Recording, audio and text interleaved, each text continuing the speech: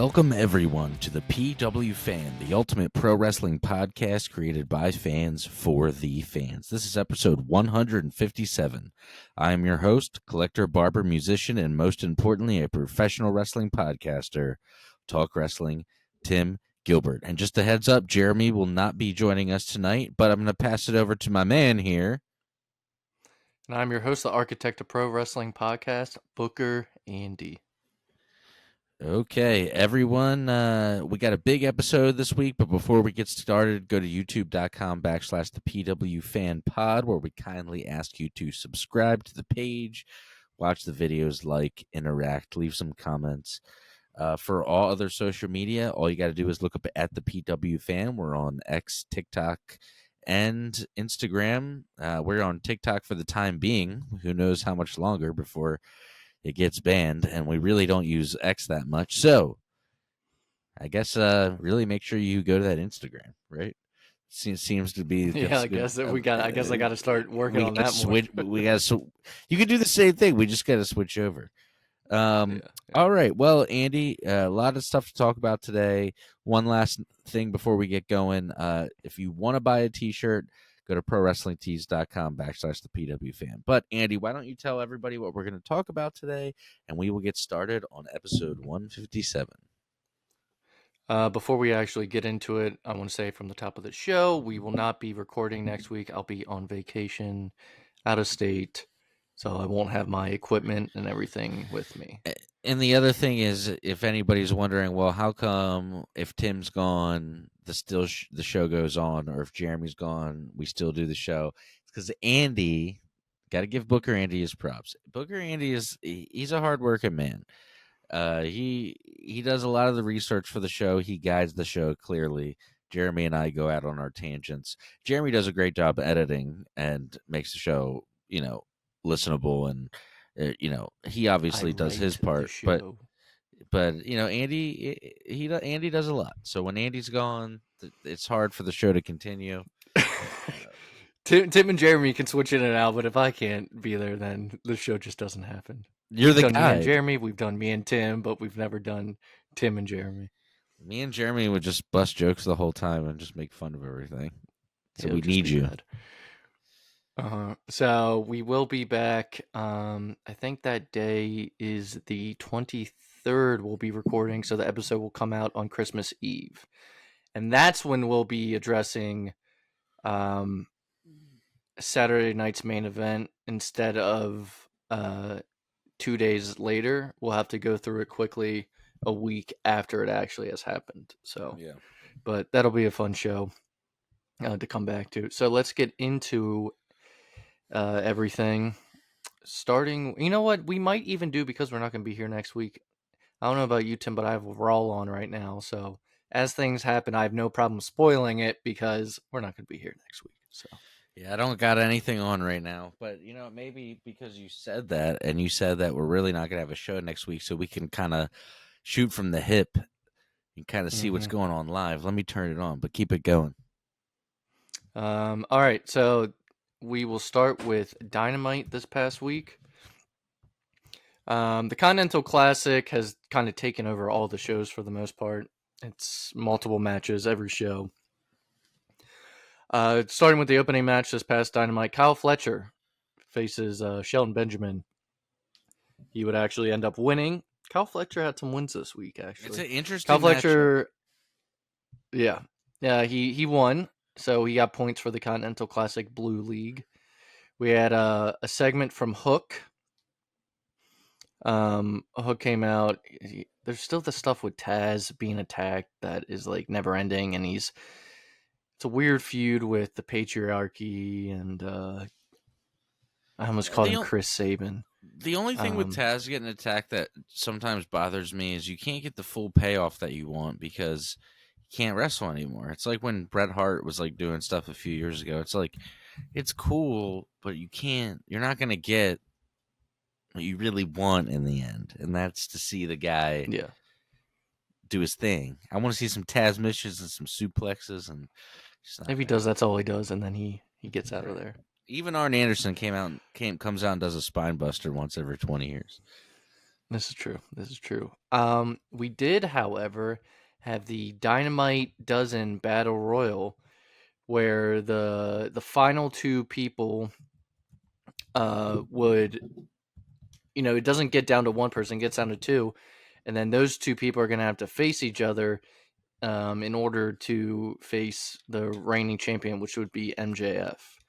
So the people in this match, let's see if I can find the list of everyone, and I don't think I can, but I can tell you who it came down to.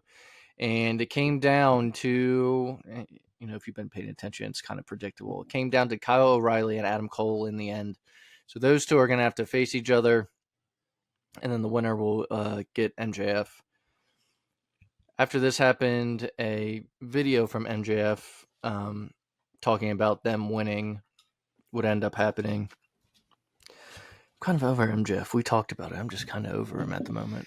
It's not that it's just he doesn't have the people anymore to do the big matches with, And that's there's no feuds that I'd be excited for him to have. Yeah, there's no what if MJF and this guy have a feud? It's like all those guys are gone. Yeah. I don't know. The big one was Punk, and that happened. So it's crazy how many matchups were. We can't dwell on the past, but it could have been. I still think about it sometimes. Jay White would have a match with Pac in which he would win. Afterwards, since Pac is part of the Death Riders, Yuta would come in. Jay White would hit a Blade Runner to Yuta before Marina Shafir would show up and stare him down. This was done as a distraction so that Moxley could attack.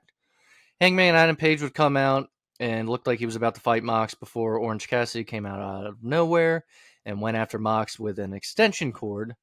Jay White and Adam Page and Orange Cassidy ended up taking out the Death Riders to end this segment. I don't know what's going on with Hangman Page. Is it a turn?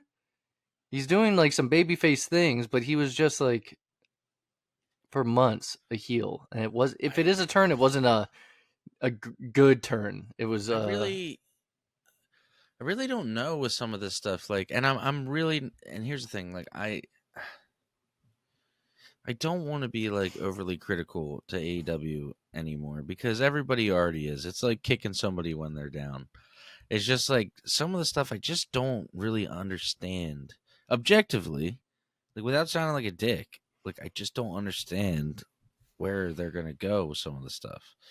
Like you said, he's back and forth with his heel. Is he not? I don't know. I'm like, what are you guys doing? Please, just give me some. Please, just give me something just stable. Yeah. I don't even know anymore, man. Dude, and that's the thing. There's plenty of I just keep thinking about that video that I showed you. There's nothing that we can add. Where it's Jericho chopping with Ishii. Ishii. That was so bad. It's how did Tony think this was a great show? And here's the thing, you know what? To be fair, if they're at the point where they're over the whole, hey, we want to compete and be the alternative to WWE. If they're at the point where they're hey, we're just a pro wrestling company, it doesn't matter. We're gonna do what we like. We don't care if Tony's got a lot of money. We don't care about making money. If that's what it is, then fine. It is what it is. People like it, man. There's something for everyone. All right. I still watch. I still am one of the viewers that keep them on TV. I think the reason why people like you and I and maybe some others at this point who are disappointed by what has gone on is it's almost like you kind of thought it was going to be like NXT Black and Gold, but even crazier. And then I just had this expectation. And then the first couple years, it kind of was it was, I think that's what it is, though. It's at one point, I liked it better than WWE. WWE was shit. And I'm man, I don't know what happened. Dude, I don't. Fuck, I don't know, man. It's been a long, but I don't think we're the only. I don't think we're the only ones that feel No, that you way. see I it mean, online. well, no, and here's the other thing: we don't got to beat up on them about the ratings, but clearly, they went from having 1 million people to 5,000 or 500,000 people, so they lost half their audience. So yeah, NXT this past week beat Dynamite. And when you're cool, when you're the hot thing and you're cool and you're edgy, people are like, I gotta see it. I want to be involved. And then I don't know if it just felt like it fizzled out. It's still going, obviously. Mm-hmm. Yeah. I don't know. Side note, since they're doing it right now, what do you think about, they've been doing this lately, signs of the night, and they show certain signs in the crowd. It's a new thing that they've been doing, and then the commentators will talk about it. I like it.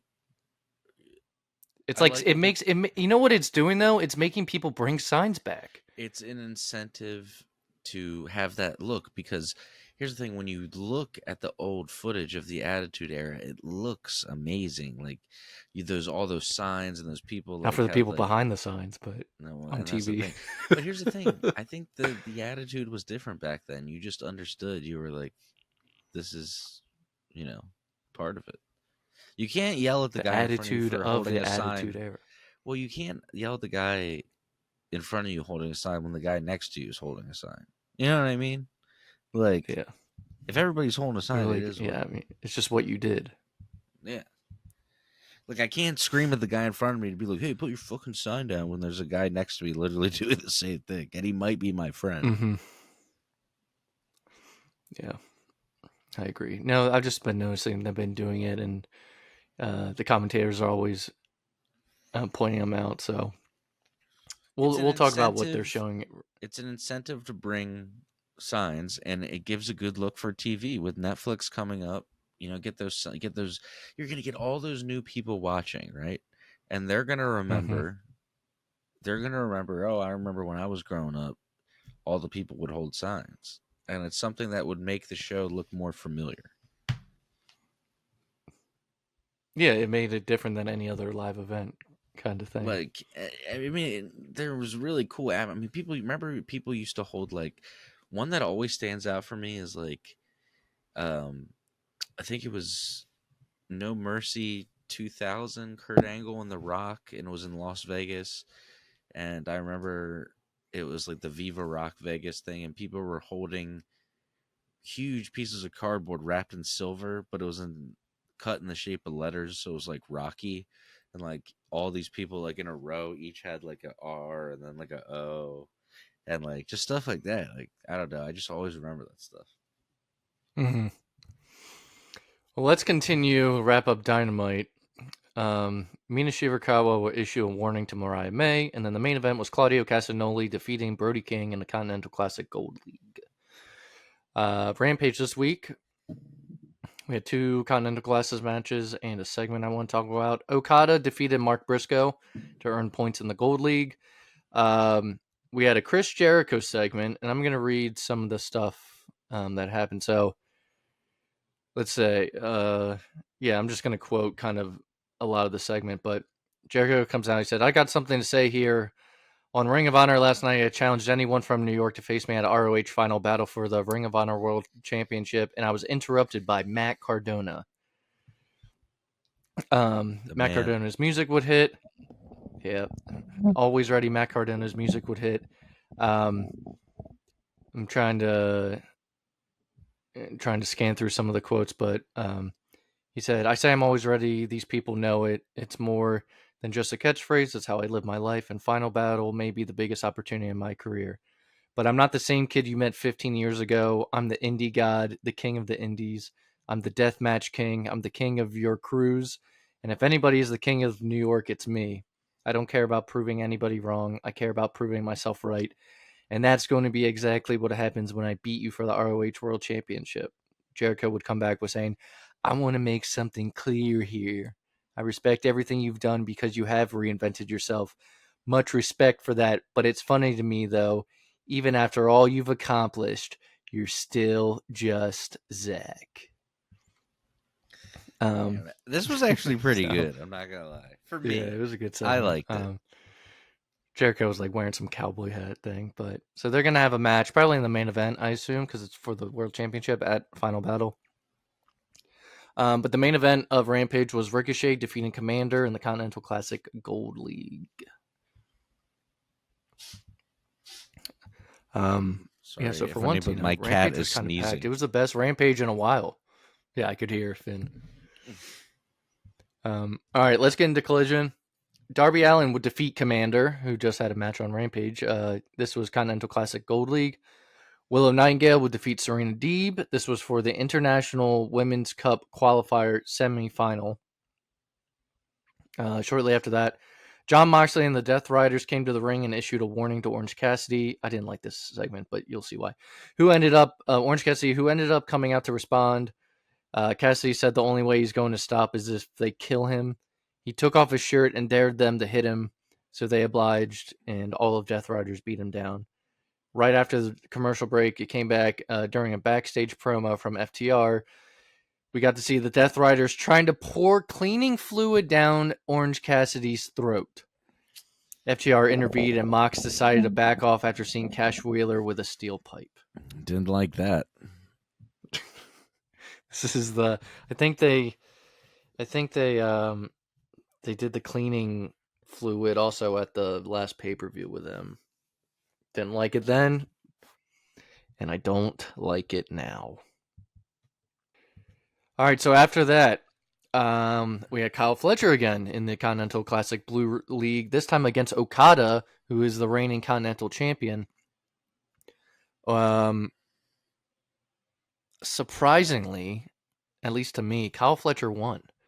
And he didn't win clean, though. When the ref's back was turned, he low blowed Okada and then took Okada out and pinned him. And then the main event, we had Mark Briscoe defeating Daniel Garcia in the Continental Classic Gold League. I know, Tim, your eyes are glued to the TV. I want to hear what they're saying, too. So Seth's out in the ring right now. I will say, because Tim just turned it on, so earlier in the night, CM Punk on tonight's Raw had a little, like a pre-taped interview. I forget her first name, but her last name is Redmond. She's one of the backstage interviewers, and he was talking about his history with Rollins, and he said that Rollins at age 16 came to CM Punk and asked him to train him, and then Punk was like, part of the story that's left out is that he asked for free. He's like, so I think that entitlement carried over. Dang. Carried over. And he said, I remember when Seth was in the top 10, or he's like Seth became, in the top 10 names.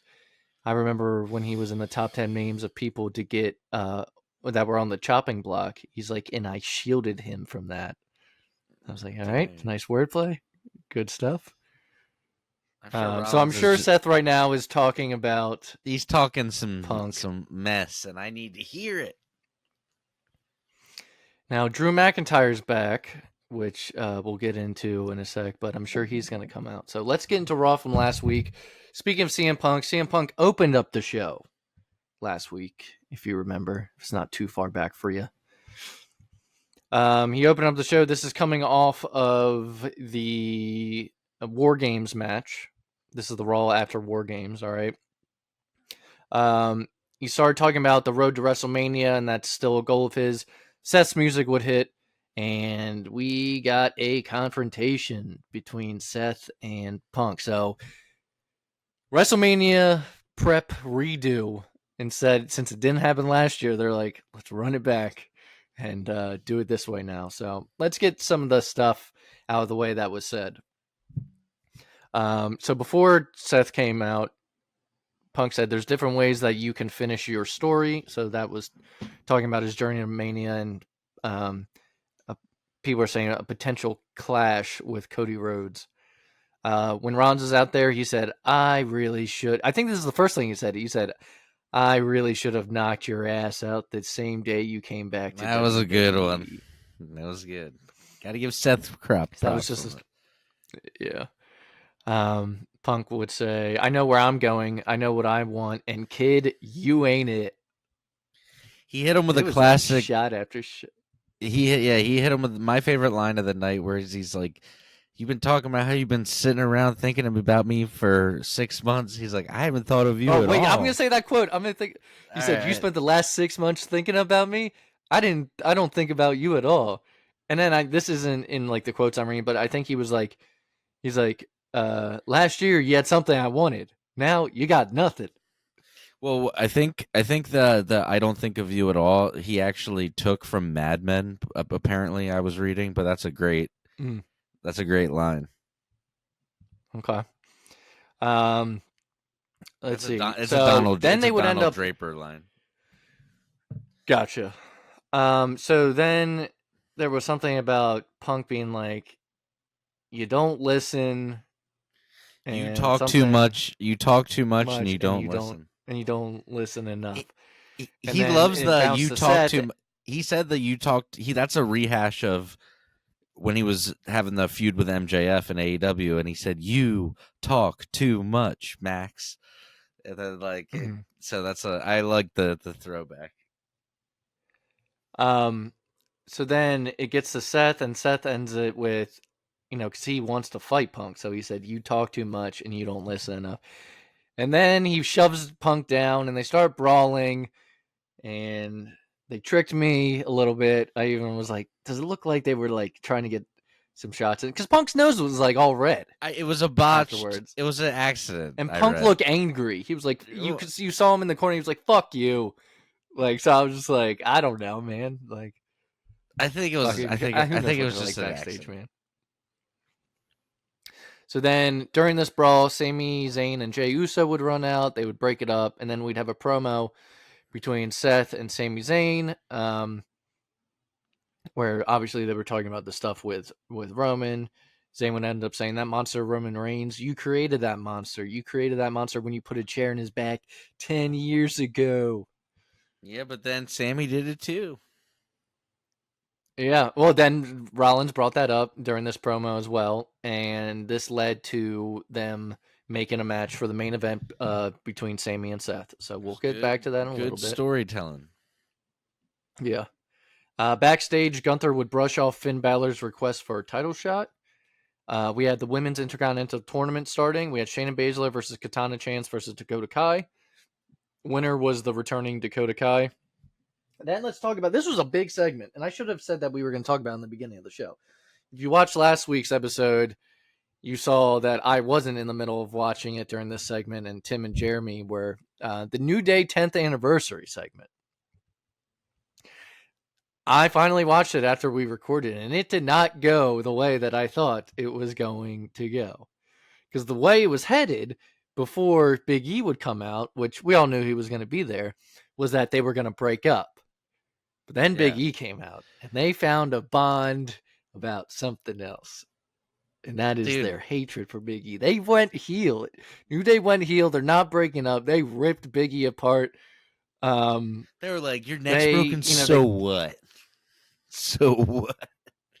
Yeah, no one had the New Day going heel. No one had the New Day going heel on Big E on their bingo card this year. All right, and then making fun of him about his broken neck. So they dismissed his broken neck. They dismissed his broken neck and asking why he didn't return. The craziest you lines. Didn't even have surgeries like Stone Cold Steve Austin, Kurt Angle, Kurt Angle. I was like, damn. He was ruthless, man. And he was like, booing Kofi Kingston in 2024 is crazy. But then like Big E was like, you could see him, like he was talking, you could hear, but you could also read his lips. He's like, I've been trying. He's like, I've been trying to come back. I'm working hard. They just ripped him apart, man. And so I wonder if they'll change their name. Oh, well, then it ended with them being like kicking him out of the New Day. They're like, why don't you go back, sit at your desk? Because Big E, it started with Big E being like, I want to come back and be your manager. And they're like, oh, now you want to come back? When everything's like gone to shit? Yeah, dude. And then that started like the rant. It was a good segment. Trips does big it part. again. It could have ended the show, to be honest. It could have been the main event. I loved it, dude. New WWE rules so hard, dude. It's so good. Yes. Gunther would have a match and defeat Dominic Mysterio after this. Finn Balor afterwards would attack and take Gunther out. I believe we got Gunther versus Finn booked for Saturday night's main event for the title. Since I said I would talk about Raw because we're not going to cover it, that match has changed. It is now a triple threat: Damian, Finn, and Gunther. This was after the opening segment with Gunther and Finn Balor coming out. Gunther earlier tonight said, because Finn brought up, how 8 years ago he was a champ, and Gunther was like, "You were the best in the world 8 years ago." He said, "For one day," talking about when he won the title. Yeah. And so that was a good segment. So that's going to be a triple threat now at Saturday night's main event. Jey Uso's attack backstage. We'll find out later who did it. You know what? Can I just? I don't know why they. I don't remember the lore. This is the first time where people have been around long enough, and stories have gone on long enough where somebody could even say, like, I remember 8 years ago. Like, nobody in like 1997 was like, I remember in 1988. Like, or like anything. You know why? Because I think, the character, you got to think, like, someone like Triple H, 8 years ago when he was big in the 90s, he was Hunter Hearst Helmsley. Like, he was that version. Weird. So it's like, you're not even the same character.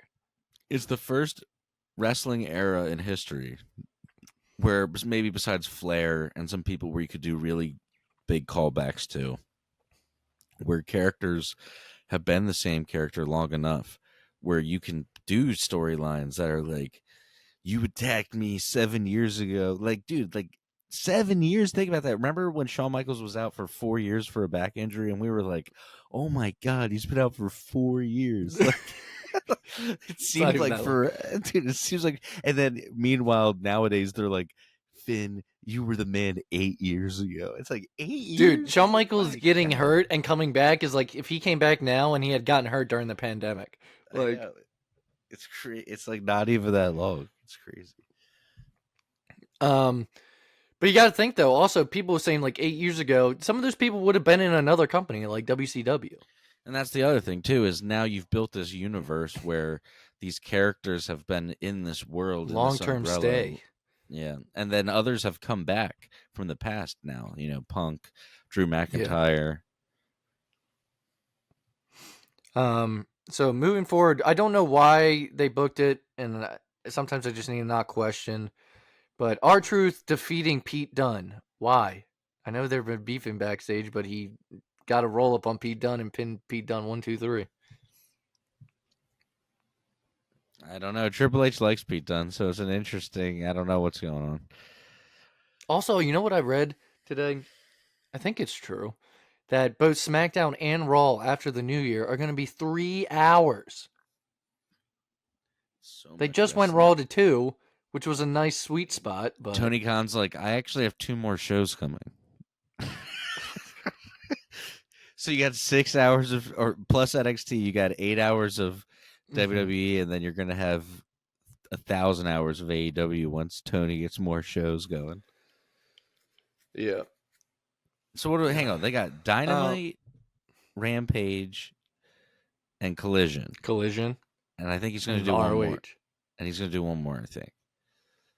That's what God, please no. that big settlement that he got from, or not settlement, but the big advertising deal he got from Warner Brothers Discovery or whatever. I think he's going to do another show. All right. Well, the main event of Raw, though, he's got more wrestling to watch. Yeah, dude, I don't have the time. The main event of Raw was Seth Rollins versus Sami Zayn. During the match, Seth would end up like pleading with Sami when he's on the ground, saying he's not the one that attacked him. I think Sami had grabbed a chair, if I remember. Seth would end up beating Sami afterwards. While Sami's still in the ring, a returning Drew McIntyre would attack him. So this is, I think we're to assume that he had also attacked Jey Uso backstage earlier in the night. All right, that was Raw. Let's get into SmackDown. Cody Rhodes would open up the show. And And you know what I was thinking when you opened up the show? I was like, does it feel like, and you're going to agree with me because I know you, that ever since Roman came back, Cody's just not the most important part of SmackDown anymore. He's not. I mean, no. Tribal Chief is back. I think it's one of those things where it's good to have The Rock and Stone Cold be around at the same time. The show's good when you got both guys there. Yeah, you could just have one or the other, but why not have both there? True. So Chad Gable and American Made would end up coming over from Raw and interrupting him. They talked about how the draft season was coming up, and that he's been talking to Nick Aldis. After a back and forth with the two, they talked about, Cody talked about, he's like, you used to be Shorty G. Or he was saying, like, you and me have been a lot alike. He's like, bad gimmicks. He's like, you were Shorty G. And then the crowd started chanting Shorty G. And I was like, fuck, dude. When and then he's like, hey, he's like, I mean, no disrespect. He's like, you're looking at Stardust. So he was like turning it back on himself. But I loved when that original where he's like, you can call me Shorty G. And then he like does that tongue thing. He's like, he had to be serious about it. And you know that Vince was like, yeah, flick your tongue. He's like, yeah. Get silly with it. Yeah. So this segment would make the call Brock. All right, the main event be made. But before we get to that, we had a Women's United States title tournament: Elektra Lopez versus Naomi versus Tiffany Stratton. Tiffany Stratton would end up winning. Oh, and during the Chad Gable segment, they were in Minnesota, and Chad Gable came out. And he's like, "I'm the best athlete to come out of Minnesota," and then I was like, Brock. Boom. That'd be awesome if he did come. Yeah. But Tiffany Stratton, the reason I bring it up is Tiffany Stratton's also from Minnesota, and she ended up winning this part of the tournament. The Street Profits were attacked backstage, so DIY got an opportunity to face Motor City Machine Guns for the titles. We had a segment with Nakamura in which LA Knight would come out. Andrade would also come out and saying that he wants a title shot as well. Then out of nowhere, the Bloodline would attack, and they would have a quick promo talking about how just because Tonga Loa, did someone else get hurt? I mean, Bronson Reed's hurt, but he's not like Bloodline. I'm not sure. Jacob Fatu's fine, right? I think so. I don't know, but he was basically saying like just because some people in the Bloodline are hurt doesn't mean they're still not going to like, run the show. So during that tag title match, I think that's just like kayfabe. Well, I mean, Jimmy Uso did break his toe coming down, and it's very clear that Bronson Reed fucked up his foot. No, he didn't. You're a liar. You're a liar and a All thief. right. Well, I don't know how after that video you don't have a broken foot, or ankle.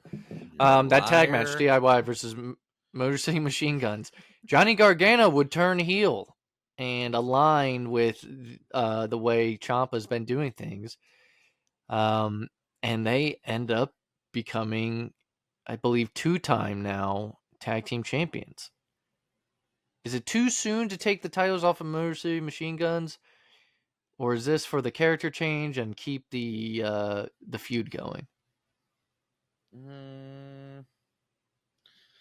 It's not too soon. I don't know if they're going to get it. I think they need to switch it up already. I don't know if it's working. Okay. We had an interview with Kevin Owens and Michael Cole. This took place in Kevin Owens' rental car, in which Kevin Owens was not very nice to Michael Cole. He would end up kicking him out of the car in the end. This is leading up to Kevin Owens versus Cody Rhodes at Saturday night's main event.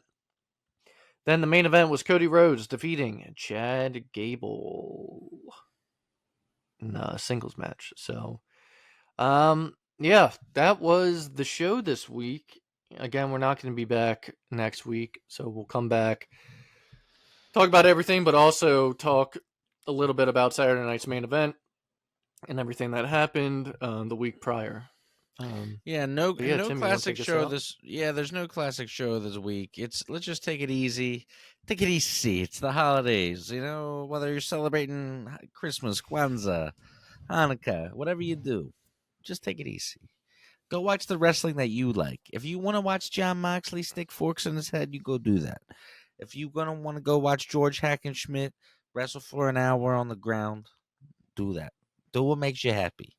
And everybody have a great week. We'll catch up with you in 2 weeks. Enjoy. Thanks for listening to the PW Fan. Have a good one, guys.